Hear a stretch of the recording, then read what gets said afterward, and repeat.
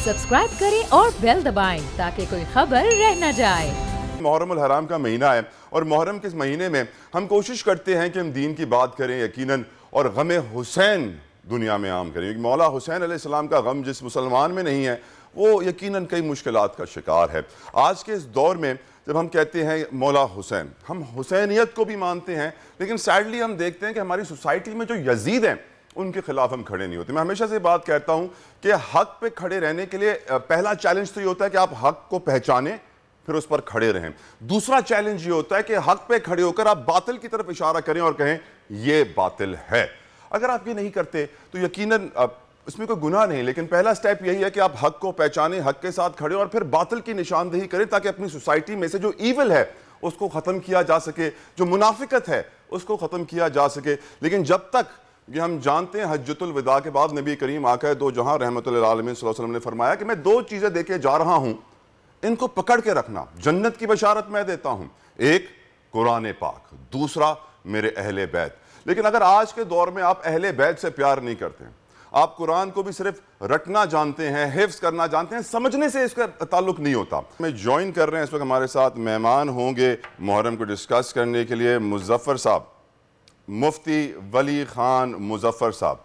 मुफ्ती वली खान मुजफ्फर साहब, मैं आपसे पहला सवाल जो पूछना चाहूँगा, जिस मुसलमान के दिल में गमे हुसैन ना हो, क्या वो मुसलमान कहलाने के लायक है? क्या वो मुसलमान कहलाएगा? मुफ्ती साहब। जतवी साहब, मैं आपका और आपकी टीम का मशकूर हूँ। आपने इस बेहतरीन टॉपिक पर बात करने के लिए हमें भी अपने साथ मिला लिया। जज़ाकल्लाह। आपके सवाल का मुख्तसर जवाब ये है कि गम हुसैन जिस सीने में नहीं है वो सीना मुसलमान नहीं हो सकता। ठीक। हजरत हुसैन अलैहिस्सलाम और हजरत हुसैन रजी अल्लाह ताला अन्हु दोनों आप कह सकते हैं। बिल्कुल, बेशक। वो इसमें ज़्यादा थे। सुभान अल्लाह। और हजरत हुसैन रजी अल्लाह ताला अन्हु को समझने की ज़रूरत है। और ये जो आपने हदीस यहाँ जिक्र फरमाई कि आप सल्लल्लाहु अलैहि वसल्लम ने फरमाया कि मैं तुम में दो चीज़ें छोड़ के जा रहा हूँ, वो दोनों चीज़ें मा इन तमस्सक्तुम बिहा लन तदिल्लु अबदा, कि जब तक तुम इसको थामे रखोगे कभी भी गुमराह नहीं होंगे। उसमें एक रिवायत में है कि अल्लाह ताला की किताब और मेरी इतरत यानी मेरे अहले बैत, और एक रिवायत में है अल्लाह ताला की किताब और मेरी सुन्नत। बहरहाल दोनों चीज़ें इकट्ठी भी हो सकती हैं कि अहले बैत सुन्नत ताबीर है अहले बैत से है और अहले बैत ताबीर है सुन्नत से। सुभान अल्लाह। सहाबा ताबीर है सुन्नत, और सुन्नत पर अमल किया सहाबा ने, दोनों एक ही चीज़ है। अल्लाह ताला हम सबको समझने की और सबको लेकर चलने की तौफीक नसीब फरमाए।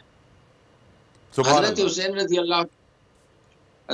रजी अल्लाह ताला अन्हु को जब आप देखते हैं और फिर आप हजरत इब्राहीम अलैहिस्सलाम को देखते हैं, हजरत इस्माईल अलैहिस्सलाम को देखते हैं, हजरत ईसा अलैहिस्सलाम को देखते हैं कि हजरत इब्राहीम अलैहिस्सलाम के लिए आग गुलजार बना दी गई, हजरत इस्माईल अलैहिस्सलाम के लिए वो जो छुरी थी वहाँ हुक्म हुआ कि ये छुरी ज़बह नहीं कर सकेगी, हजरत मूसा अलैहिस्सलाम को समंदर ने रास्ते दे दिए, हजरत ईसा अलैहिस्सलाम सूली पर नहीं चढ़ाए जा सके, और हजरत हुसैन रजी अल्लाह ताला अन्हु मैदान करबला में जैसे वो रेगिस्तान उनके खून का प्यासा था। इस फलसफे को समझने की ज़रूरत है कि ये हुसैन का इम्तिहान था। अल्लाह ताला यहाँ भी उनके लिए गुलजार बना सकते थे, इस रेगिस्तान में समंदर में दे सकते रास्ता, तो इस रेगिस्तान में भी रास्ता दे देते, इनको जिंदा वहां से बचा के ले जा सकते थे। लेकिन ये इम्तिहान था उनका, और ये पेपर था कि इस इम्तिहान में उन्होंने अल्लाह ताला को अपनी जान देनी है और इस शान से देनी है और इसको मिसाल बनाना था। सब्सक्राइब करें और बेल दबाएं ताकि कोई खबर रह न जाए।